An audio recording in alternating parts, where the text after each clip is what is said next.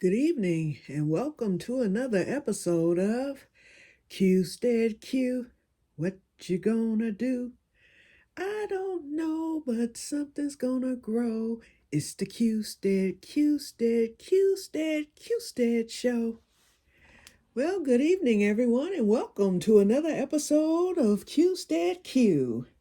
Well, we are in the seed room, so you know what that excuse me. So you know what that means. Whoop, whoop, whoop. Seed alert, seed alert. First of all, let's take a look at the peanuts. They are doing very well now. And as you can see, they are asleep because the light has been off of them. I'll let them sit under this light that I just turned on for about 2 or 3 hours. It's 10 o'clock now, so I'll probably go to bed at about 1. And so when I get ready for bed, I will move them back down to their special spot. But here's the peanuts. And they will wake up momentarily. Probably once these leaves will open immediately. Okay, let's see. Oh, there's some peanuts at the back too. Okay, my peppers, after transferring them on yesterday, are doing good. The pimento, the Carmen, they're doing good back there. I moved those further to the back, but once I move the peanuts, I'll move them further to the front so that they can get more light all night. The Swiss chard is coming along great. I see some new growth on that. And let's see. I hope that this camera, because y'all already know. So if you're not seeing what I'm talking about, sorry, because I have it turned around because y'all know I be messing up. Okay. One other thing I need to do tonight, let me feel this and see if it's an emergency or if I can wait till tomorrow. Okay, I still feel a little dampness. So on tomorrow, it will be time. This one's a little dry. I might have to do it. Oh, no. Okay, there's water in there. I just need to top them off just a little so that water can wick up. I did water my cold crops on yesterday. I just put a little bit of water at the top of them. And I poured a little water in the tray that I see that they've sopped up. So they're doing excellent. I'm really proud of the cauliflower because it was kind of stressed at first. So it recovered very well. And I'm loving this Swiss chard. Okay. And my lettuce down here. It's really not doing anything, but it's alive. Okay, that's all I can say. It's really not getting enough light. And I feel bad about that. Okay, I just hit it with a little more light. I do feel bad about neglecting that lettuce. I shouldn't have put it in that big giant thing. I might retransfer it into a cup, and I think that lettuce will do much better in a smaller setting because God has taken care of that thing in a 5-gallon bag, okay, when it should be in a cup. So I think I'm going to transfer it to a cup. Tomorrow, I'm going to need to go get some more seed starting mix or either some potting soil. I may just go with potting soil. I've gone through a bag and then I had a little bit left in that bag from last year. I've seemed to have gone through more this year, but then I'm planting more plants. So that makes, sense. So I have one full bag there and that mess is expensive. That's why I may just end up getting the potting soil, which will come with more. And I might mix it together with some of the seed starting mix just to lighten it up. Or I might buy some peat moss, something real cheap that's light. And then I can put some perlite in with it just to fluff it up. I guess what I'm saying is I'm going to probably end up making my own seed starting mix because I have a slew of seeds to start in April.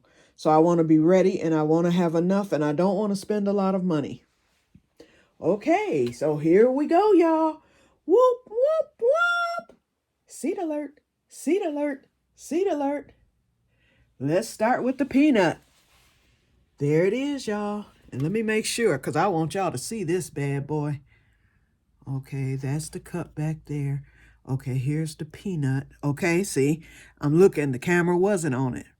Wait, I'm looking for my finger. There we go. There's the new peanut right there. So we got our new peanut. We've got a loofah, y'all. That thing germinated quick. That one seed. Remember, I only planted one seed. And I really don't know if it's, wait, let me get the pointer. Okay. I want to make sure you can see it. There it is, right there. Right there. That's the loofah. And we've got cotton. There's one cotton right there. There's the second one right there. And right here is a cotton, and it has a seed on it. So I'm going to get that seed off of it. And we've got some more cotton coming in the back. Remember, I planted 20 seeds all together. So I am so thankful that the cotton is germinating this year, because last year my cotton didn't germinate, and my sister was really kind of upset because, you know, she wanted to try growing some. Why, I don't know, but she did. So this year she will be happy to know that she has cotton this year, and it looks good. And cotton, if you look at it, I don't know if the camera is on it.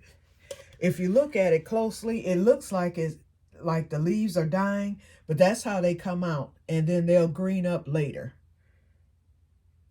Okay, and look at these ground cherries. They're getting bigger and bigger, so we're going to get those transferred on tomorrow too. And I'm going to transfer, it seems as if that Lesia pepper grew overnight, and a new seed came out, so I'm going to have to get that. I've got some more Cuban nails. And I told you I planted some more cherry. That's the only plant that did not germinate. And so I planted the cherry, and I did do another row of the Jimmy Nardello. Although I have 2 peppers there, I want a couple of more, at least 4. So I think that these will germinate. And I'm praying that I get some cherry peppers, sweet cherry peppers. But yes, I'm loving this loofah. So I'm going to let it stay just how it is, and by tomorrow, it will be up. And let's see if I can remove this seed. Nope, it's not ready yet. It'll shed, or it'll loosen up, and then I'll be able to remove it. Because you have to be very careful when you remove the seeds, like this one right here. I'm going to remove that one on tomorrow. And then, you know, because I don't want to break the plant itself. So I'll get those. And they may shed on their own by tomorrow. It's amazing how strong those seedlings are, the plants themselves. Okay, so you have seen the seed alert. So our next seed alert will be probably a week from now. Oh, we have some new ground cherries too coming through of the Aunt Molly's. Now I have 4 plants instead of the 2 that I had. Okay, so the new seed alerts will be with the cherry peppers and the Jimmy Nardellos. And I'm going to plant those onion seeds. I haven't done it yet. I'm going to plant those in a cup. I'm not even going to fool with the seed tray, because I do want to give the tray a break until April. And then also, the other thing is, I think I'm going to end up needing to get another grow light. And I'll probably order that. I'm going to get the kind like you have, Renee, the standing type. I'm going to need a 3rd grow light, because I'm going to have to utilize this whole table when it's over and done with these seedlings, because I only have so much shelf space. And I really, because of how that lettuce looks at the bottom there of this shelf, I don't want to store plants underneath because they may not get enough light. So I will utilize the table for the summer crops once I start sowing those. So I'm going to need another light, because this light hangs and I'm not going to move it. I need another stander. So I'm going to get another standing light to help the new plants, the new seedlings along once I get that going. So that will be in April. So for now, the table can stay a hot mess, okay? Alrighty, let's go to the living room. And we'll chat for a little bit, and then I will end this.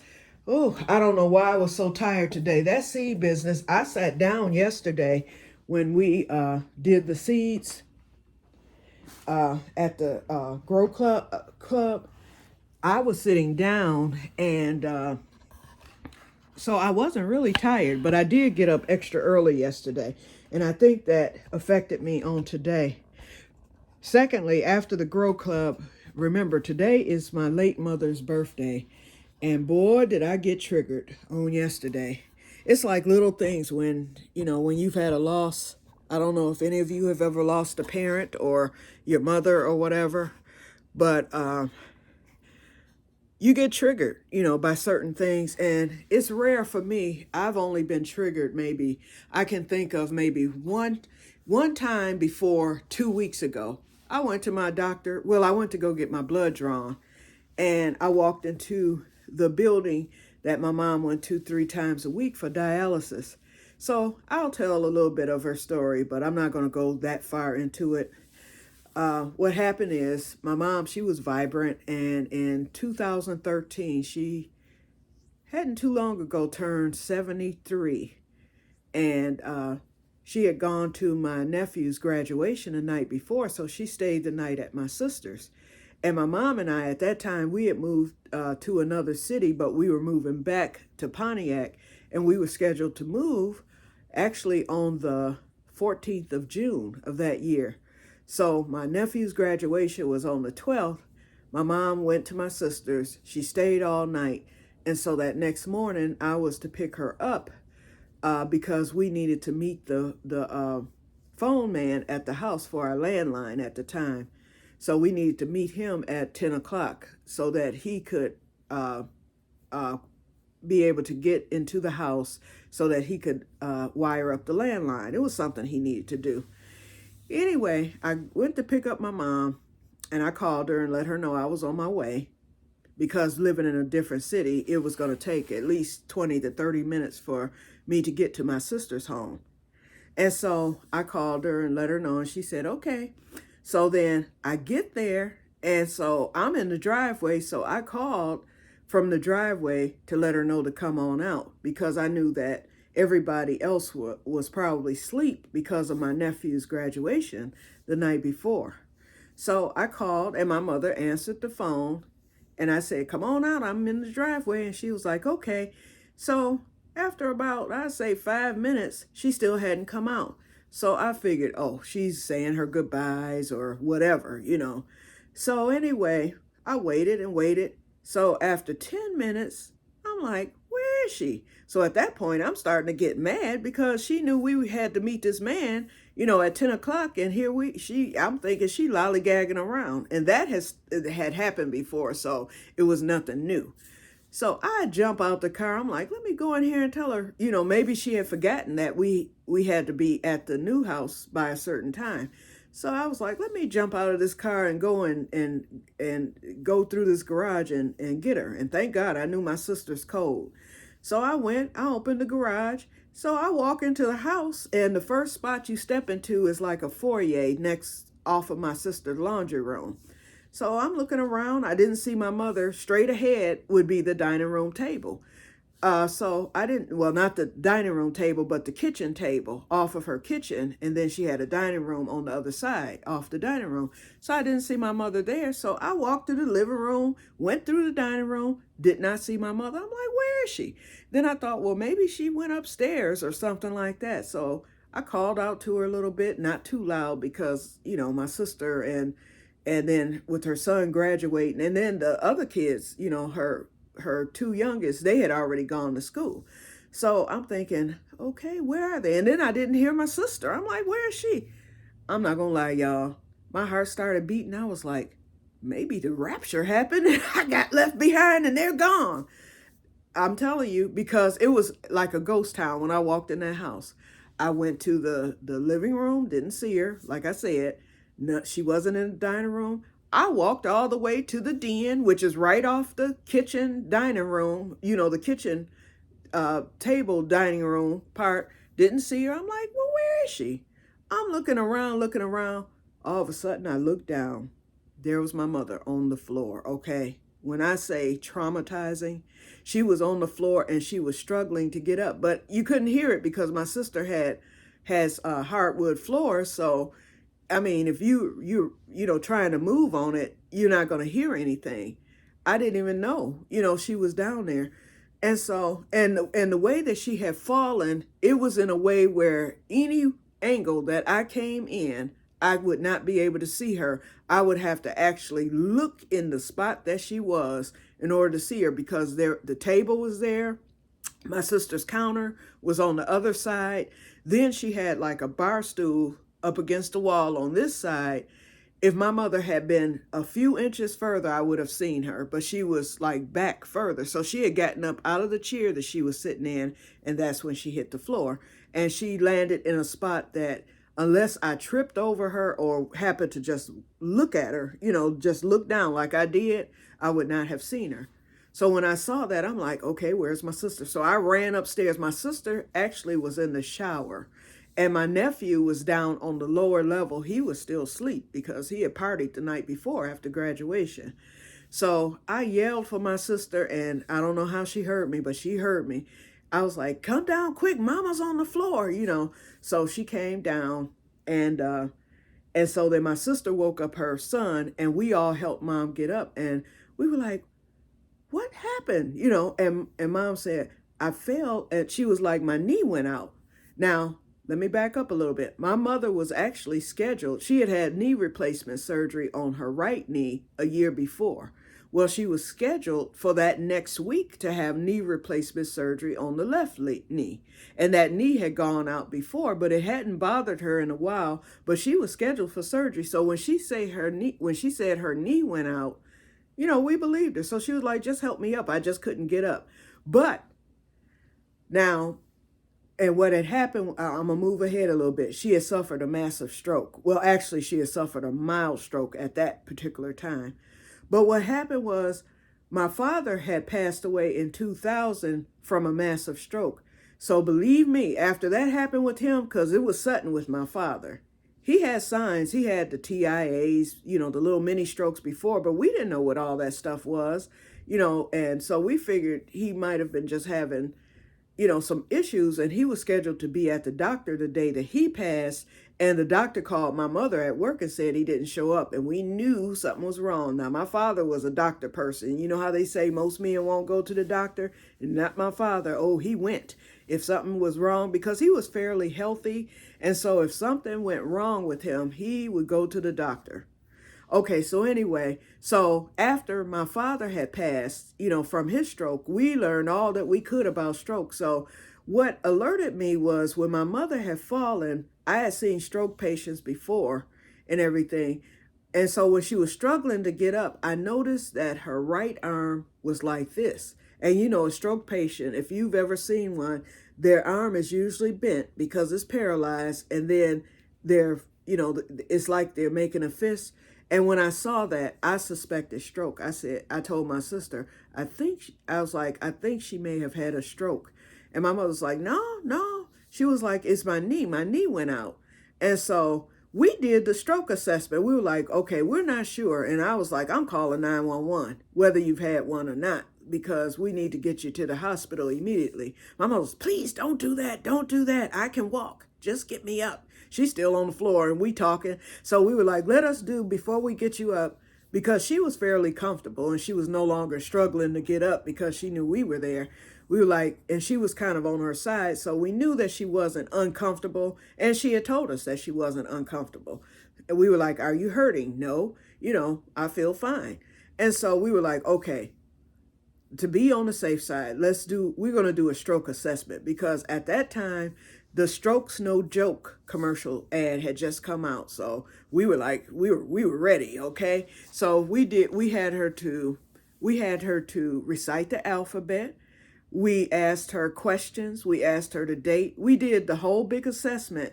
Her speech wasn't slurred. Her mouth wasn't crooked, because lots of times when you have a stroke, your face will twist. And then her arm had straightened out. I mean, by the time she got herself together, her arm was fine. It was just like that when, I first discovered her. So I was thinking, okay, maybe her arm was crooked like that because she was trying to get up and struggling, or whatever. So she passed the stroke assessment with flying colors. So we were like, okay, we feel comfortable enough to get you up. I was like, but Mom, I'm still going to call 911. And she started pleading again, please don't do it. Don't do it. And so my nephew, my sister, and I, we helped her up. And it wasn't hard to do. We just, grabbed her by her arms, and she was able to pull up on her own, and she was on her feet. Okay, so she finally convinced me. I was like, okay, Mom, you're doing pretty good. You're walking, you're standing. So to that, I was to the point where maybe it was her knee. So I was like, well, Mom, I have my walker. I was like, so let me go get my walker out the car, and then you can use the walker to get to the car. I said, because I don't want your knee to go out again. I was like, but you are going to the hospital. I said, because we're getting ready to do this move. I said, and I don't want that to happen, because if you fall again, and I was like, and with your age, and I can't get you up by myself, I said, then I would have to call 911. I said, so to avoid all that, let's go get you checked out. I said, because if Dr. Ceci, that was her surgeon's name, I said, since your surgery is scheduled for next week anyway, I said, Dr. Ceci may want to just go on and keep you in there and prepare for surgery, or give you a cortisone shot like he had been doing, just to get you over the hump. So she agreed, okay, I'll go. And so, and then she said her knee wasn't hurting. So that kind of alerted me too. I'm like, if her knee went out, you would think it would be hurting. But Mom had gotten immune to the knee pain and all that stuff. Okay, so anyway, we got her up. And so we left, and we still had like 30 minutes to go to get to the phone man. So, and this was one mistake I made, and to this day I regret it. But anyway, Mom walks to the car. She's fine. She gets in the car. So instead of going straight to the hospital, which I should have done, we decided, Mom's like, let's just go meet the phone man and see what he's saying, then we'll go. So I agreed, and I did it, because that was right en route to the hospital. So as soon as we got to the house, actually the phone man was there, and he said, I didn't need to get inside. He said, I hooked it up. I didn't even get out the car. He said, I hooked it up from the outside. The phone is good to go, blah, blah, blah, blah, blah. I got the dial tone. He was like, so I don't need you to let me in or anything. So I was like, okay. I said, because I need to take my mom to the hospital. I said, so we're going to take off now. He was like, and I'm on my way. He was like, I was basically waiting on you because I came early. And so that was it. And he got in his truck and we took off. So we weren't there although I feel bad because that was 2 minutes wasted, but still we weren't there over 2 minutes. And so we went on to the hospital at that point. Okay, so we get to the hospital and my mom walks in. I was like, you know what? I'm going to have them to come bring a wheelchair for you. I was like, because I don't like this knee. I was like, and I don't want you walking from the parking lot. So she was like, nope, just drop me off at the door. I'll be fine. So I drop her off at the door. And so there was a parking spot right, a few feet from where my mother's was in the parking lot. My mom stood there and waited for me. I'm thinking she was walking in, but she waited on me. So she's still there. And she walked into the hospital just as big. And so we get there, and because of her age, it was no one in there. So they took her right to the back. She walked to the back, sat on the thing. They took her blood pressure. Well, first of all, when the nurse came in and stuff, I told the nurse, I said, I'm not sure. She may have had a stroke. And I described what had happened and how she was on the floor and her arm and everything. I said, I'm not quite sure. And my mother kept saying, I don't think I had a stroke. She was like, my knee went out. And so they ended up taking that and running with it. Wait till you hear this story. I'm not done yet, okay? Oh, it turns into a nightmare. Okay, so anyway, the first thing they did, they did an EKG. They're always going to do that on you. So they did that. Mom was normal with that. They took her blood pressure. Her blood pressure was totally normal. But what I found out later is that when you do have a stroke, the blood pressure is what strokes you out. But as soon as you stroke out, your blood pressure automatically declines and goes back to normal. You've had the stroke, so that's it. Although my mother's stroke was so mild that other than her falling and everything, there was no other symptom. She displayed no slurred speech, nothing. So in that aspect, I can understand why the doctor was hesitant to believe it was a stroke. But he made me mad because he insulted what little intelligence I have, okay? So when the doctor came in, because they had taken her, from the triage to her room, he comes in and he act like he don't want to be there. He comes storming in. So he goes, so what brings you in? And so my mother goes, my knee went out and I fell, and my doctor, she was like, and my sister, I mean, I'm losing it again, okay? I keep telling y'all I got the brain fog, okay? She's like, my daughter brought me to the hospital because she wanted to make sure I got checked out. And she explained she was scheduled for surgery. They called Dr. Ceci, her surgeon, who was going to come down to do a consult and look at her knee and all that stuff. So, I mean, all that stuff was quite normal. And so I said to the doctor, I said, I'm still not convinced it could have been her knee. I said, I feel that she might have had a stroke. And I said, but she was on the floor struggling to get up, and her hand was, my whole thing was, her hand was like this. And the doctor looks at me and says, how would you know that she had a stroke? I looked at him and I said, have you heard that new campaign that you all are showing on TV every 5 seconds about strokes, no joke? I said, plus my father passed away from a stroke. I said, and I studied everything and researched everything about strokes that I could because I wanted to figure out what in the world he may have went through because he died alone. My mother found him, okay? After the doctor called, she left work, came home, found him dead, okay? So, and that was traumatic for her. So I wanted to know everything about strokes. So anyway, I said, so I know a stroke, when I see one. I said, so can you at least, because he was getting ready to write a pain prescription after Dr. Ceci came in. He was going to write a pain prescription and send her home. And so I told the doctor, listen, I was like, we're scheduled to move tomorrow. I said, I don't want her to fall again or anything to happen. I said, I think I would feel better. I was like, if you would at least do a CAT scan or something to rule out the stroke. Surprisingly enough, I thought he was going to fight, and I thought I was in for a fight, tooth and nail. But surprisingly enough, he said, I'll do that. He's like, we'll keep her overnight for observation. And I don't know what changed his mind. I'm thinking it was God because I prayed. I was like, okay, God, if this is what it is, please let it be found out. I don't want to just take her home and then something major happens or whatever. I need to know. And so I think God touched his heart and let him decide to keep her overnight, unless he was thinking about the money that was going to be made because they were keeping her overnight. So surprisingly, I thought they were going to put her in they had this place called the C unit, or it was like an observation unit, and it was like off the ER, but it was more privatized. So it was like a hospital room, but down on the ER floor. So I thought she was CDU. That was the name of it, CDU, which is, I forgot what it stood for. It's something, clinical decision unit. That's what it stood for, clinical decision unit. So I figured she would go to CDU. And so, but they sent her up to a room because of the CAT scan. I guess they wanted to get that CAT scan done, sometime that evening or whatever. And the CDU wasn't, I think they required that you have to be, admitted on the floor. So anyway, so she went to her floor. I went with her and everything. And Mom was fine talking. Her friend came up. My brother came up. I mean, and of course my sister came up. Everything was just fine.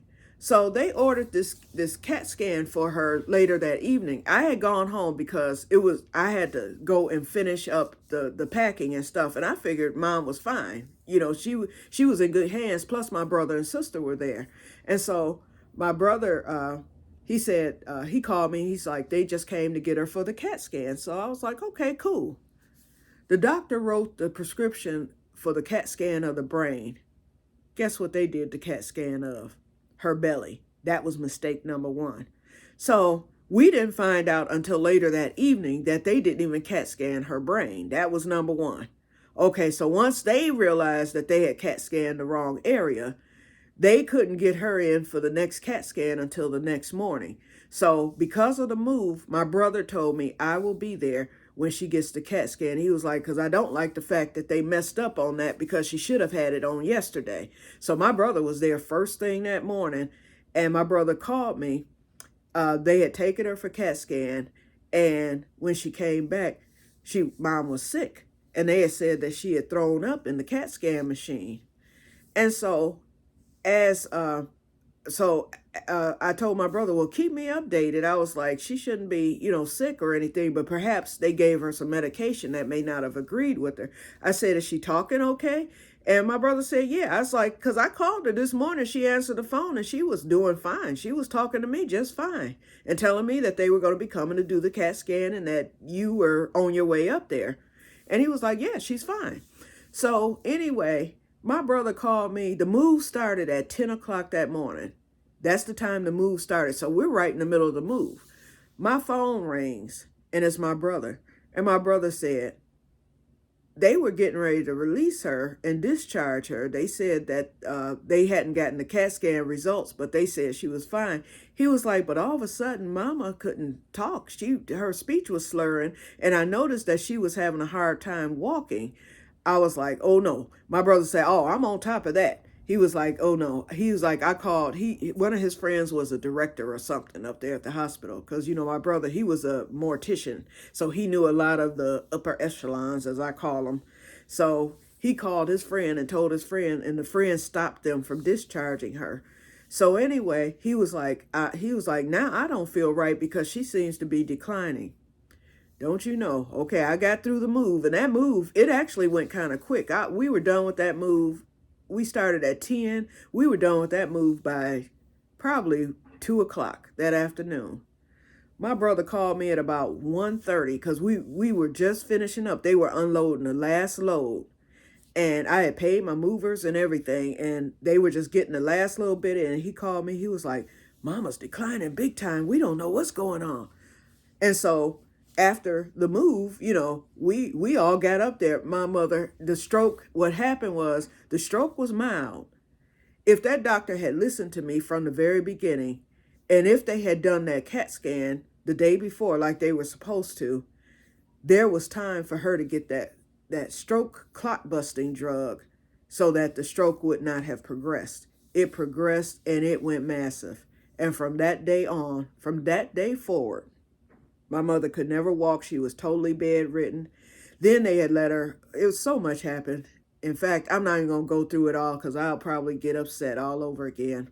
But anyway, they let her get this bed sore to where by law, if you get a stage 4 bed sore in the state of Michigan, and if there's no one in the home that can treat it, you have to go to the nursing home by law. So she got trafficked to the nursing home. It took me 9 months to get her out of there. And it was this agency called Area Agency on Aging. They helped me. They advocated for me and my mother, and I was able to bring her home. And that started my 7-year caregiving journey. But my mother never walked again. She didn't talk for the first year because in the nursing home, all they did was doped her up. They had her on so many powerful narcotics that when she did get home, the home doctor that we had told me, he was like, she's addicted. He was like, they've been giving her all this for the past 9 months. He was like, she's addicted. We're going to have to wean her off. He got her weaned off. Then he put her on this medicine called Persantine because my mother hadn't talked. And all she did was slept. It was as if she lost a whole 9 months of her life. Then her kidneys failed after she got into the hospital. Into the nursing home the day that she went, which was about 2 months after her stroke because she was in the hospital all that time. So when she went to the nursing home, the day after she got there, she went into kidney failure and she ended up being on dialysis.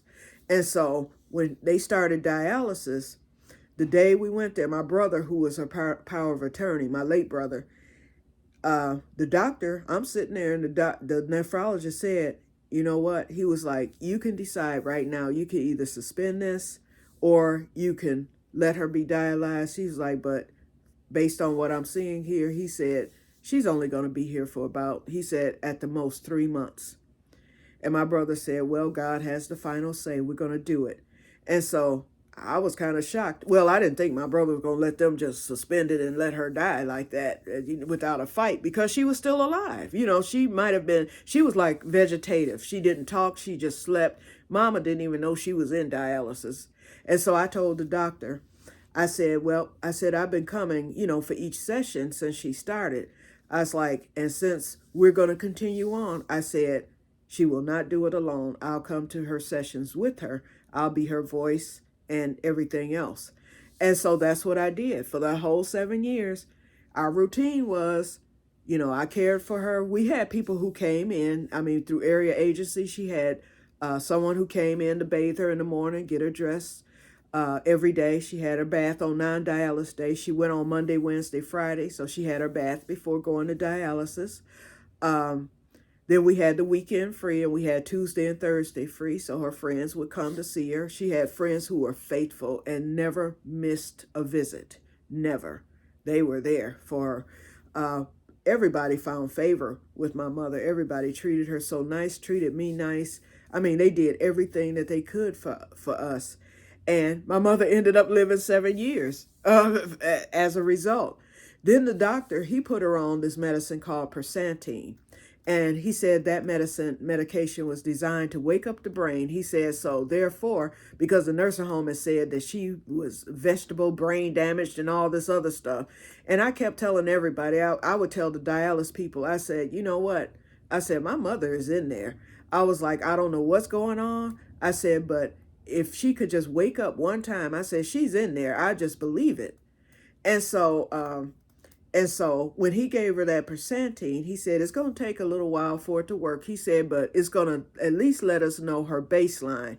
He said, so if she has brain damage, we'll know. He's like, because she won't wake up and all that. He was like, but if she doesn't, he said she will wake up and then we'll find out her baseline. He was like, she may not be able to speak. She may not. He was like, I just don't know what it's going to turn out to be.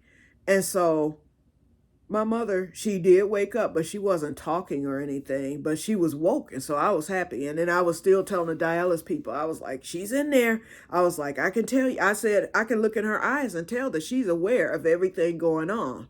I was like, I can tell.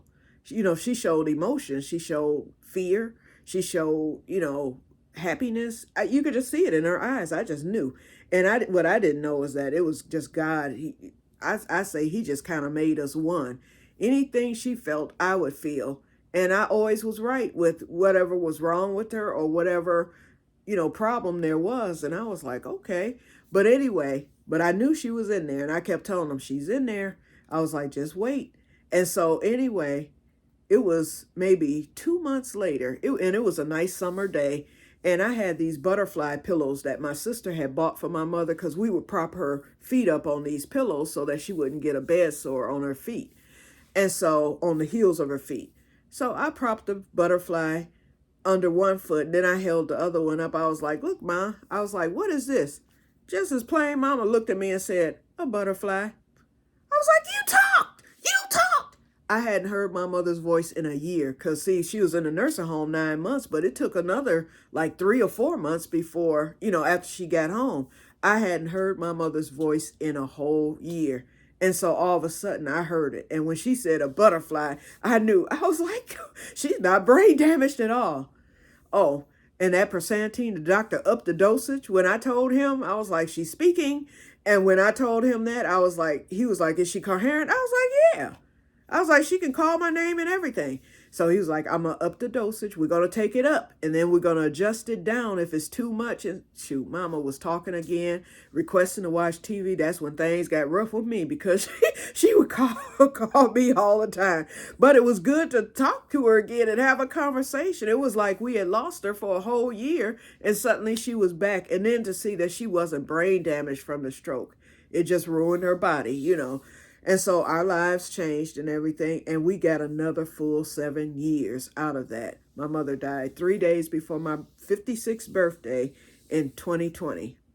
So, but like I said, yesterday I was triggered because, like I said, my mother was on a stretcher, and I'm not going to keep this because we're already at 40 minutes, so it's going to take half the night to upload this. But with my late brother. My late brother ended up passing, and I won't go into everything that happened with him, but he ended up passing in 2015, and his passing was sudden. And it wasn't, it was from natural, it was something natural, but I don't talk about it because I've been forbidden not to, so I don't. But anyway, he passed away. And my mother, she knew that her son had passed. We had to break it to her. And so my mother was able to go to his funeral. So my mother had to be transported via ambulance to dialysis. She had transport. And so when my brother passed away, the transport company called me. They said, as a courtesy, they said, do you think your mother would want to attend her son's funeral? I was like, I know she would. And they said, as a courtesy, we'll transport her free. Because, for dialysis alone, it was $2,000 one way plus gas. So my mother's medical ended up going into the millions, I'm certain. And what happened, we did see a lawyer because after her stroke and after all that mess that happened at the hospital, they started lying, they started passing the buck, they started blaming others and everything else. And so we got a lawyer, and the lawyer told us because she lived, he said, you can sue and you've got a good malpractice suit. He's like, but it's capped off in the state of Michigan. He was like, her medical cost is going to total way more than the money that you would get for, the damages, the punitive and malpractice. He said, because it's capped. He says, so my advice to you is to enjoy her for as long as she has. He's like, and if she passes within the next 5 years before the statute of limitations run out, he said, then you come back to see me and then you get them. So my mother lived 7 years, so that was forgotten about. And I was angry. For the first, I would say, year and a half, I was so angry, it was pitiful. But I got over the anger because I said, Mom's still here, and I don't know how long God's going to let her be here. And I decided I can either be angry or enjoy what time I had left. And it turned out to be such a joy and honor to take care of my mother. And then when she died, I will tell y'all this part. When my mother died, it was a totally, totally unnatural. There's no way to even explain it other to say that she was just raptured. My mother was alive and breathing, although she was in hospice at the time. They had to suspend her dialysis.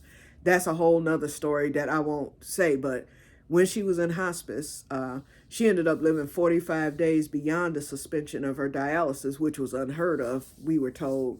But when she did die, hospice had told us what to look for. They were talking about how her breathing would get shallow and all this other stuff, and she would go into the active dying phase.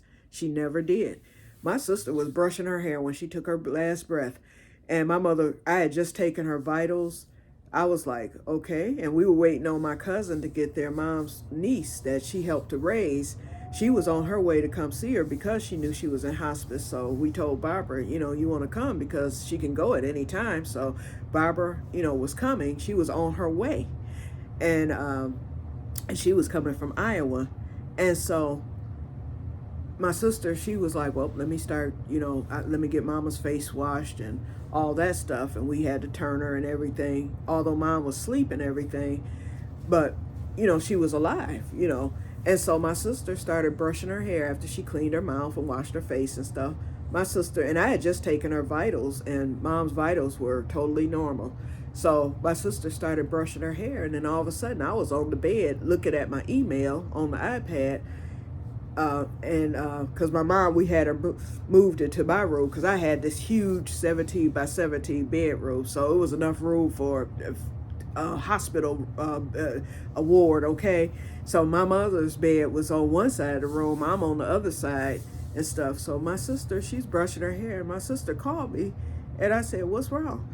She was like, I don't think she's breathing. I was like, yes, she is. I just took her vitals before you walked into the room. You haven't been in here 5 minutes. She was like, I don't know. She don't look like she breathing. So I got up and I stood at the foot of the bed and I'm looking to see if her stomach, if she was taking a breath. And I didn't see anything. I was like, well, let me get to do the vitals again. I was like, I'm not going to do the blood pressure, but I'll put the pulse. She had this little pulse ox finger thing that tells you what your oxygen level is. I put that on her finger, and so we were waiting on that. And so while we were waiting on that, I touched her leg, and when I touched her leg, I knew she was gone. I was like, okay, but I didn't say anything to my sister. So then I looked at the pulse ox thing, after it was done, and it was just going in squiggly lines. So I knew she was dead. She was gone. So it was just like that. 1 second she was breathing and here, and the next second she was gone. And I won't even go into my cousin's reaction when she got there 30 minutes later, okay? She just missed it. But anyway, so there we were right in the room and had no idea that the death angel had walked in and taken her on out. My mother was probably looking up saying bye. But anyway, so my mother, she did go to my brother's funeral, and she was on the stretcher because, she couldn't walk and couldn't sit in a wheelchair. So they had to roll her, in, and I was there, and as her caregiver and stuff. And so we rolled her to the casket, and so we had given my mother a flower to drop into the casket, and she dropped it in there. She was able to see, my brother in the casket and stuff, and then they rolled her back. We were at the back of the church, that's what accommodated the stretcher, but she could see everything. So she got to attend my brother's funeral service and everything. So that's what triggered me yesterday, and then I'm going to say one more thing, then I'm gonna get off. So that's what triggered me yesterday, because when I went to the cemetery to visit the graves, we have my brother-in-law, my sister's husband. He passed suddenly last year in a work accident. He stepped. I won't even tell his manner of death. Y'all don't want to hear it anyway, but just know it involved electricity. Okay. Then my brother had passed in 2015. Then my father. And then my mother in 2020. So all four of their graves are together. And so it's just my sister and I left. We're the only two left, other than my nieces and nephews. And I now have a little great nephew, on my, through my mother and father. But then I have two older sisters, that were my father's older daughters. Okay, so anyway, so when I get to the cemetery yesterday, there were actually two families there. It was a family way on the other side that had, I guess their loved one had had the funeral, so they were there for the committal. And then there was another family right over by where my parents and siblings, are buried. And so they were close by a few feet, but it was far enough to where I could still get out my car without disturbing what was going on with them. And I noticed that there was a transport vehicle there, where someone had been brought by transport because they couldn't have gotten to the funeral any other way, and they were there at the cemetery. That, when I say that triggered me, it's like, because I thought about my mother, being transported to my brother's funeral, and I knew that death for that woman, because I did see her, had to have been monumental for her to, be there. So it had to either been her son, daughter, husband, it might have been a parent, I don't know, But it triggered me. It's like all of a sudden, all those memories and different things came rushing back from what I went through, with my mom, during those times. And by the time I got to the doggone graves, I was just too through. I was done like a duck, as I said. It just triggered me, and I just felt overwhelming sadness. So I was jacked up, pretty much the rest of the day yesterday. So, and then today hasn't been the best, but I'm making it through. I just felt a little tired, and I couldn't sleep well last night, and I ended up sleeping until about 3 o'clock today. So that just throws me right back off. So hopefully things will improve tonight. But I made it through the day. I cooked my mother's famous cornbread, in honor of her. Thought about her all day, and stuff like that. But that's just... So that's it. So I've almost gotten through it on her birthday. So she would have been 84. And let me go get a picture so you can see her. Hold on. Give me a minute. And excuse me, y'all.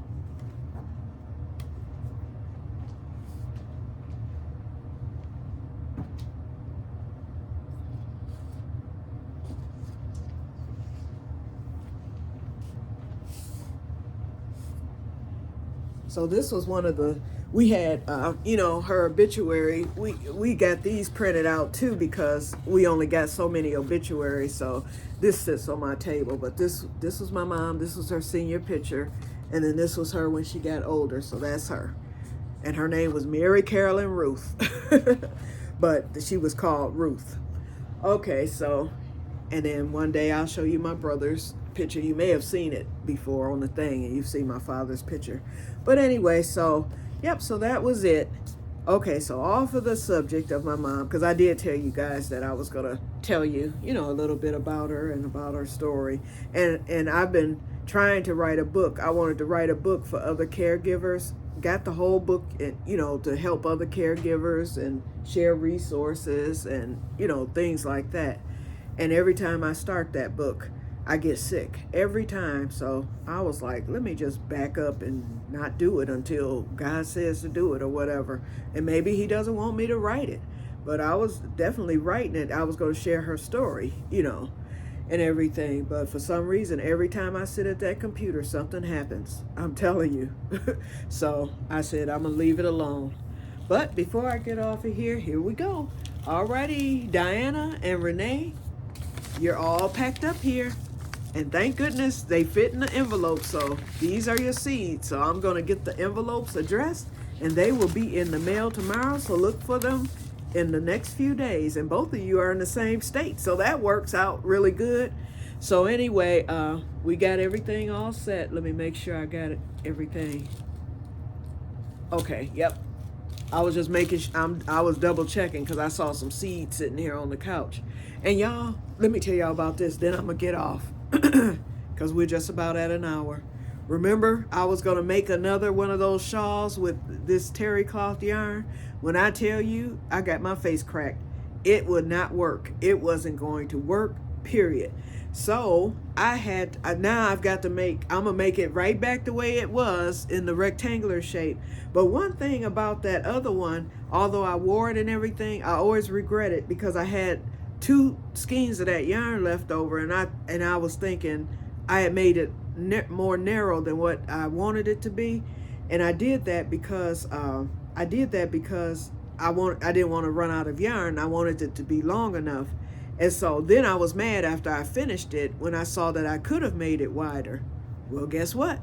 I made it wider this time. I added about 10 inches to it. So now I'll be able to really wrap in it, and I know that it will be enough yarn. So I'm working on this now. Okay, y'all, so let me get on off of here because I've been on here 52 minutes. It's going to take forever to upload this video. So you all have a wonderful evening, and may God bless you all. Talk to you later.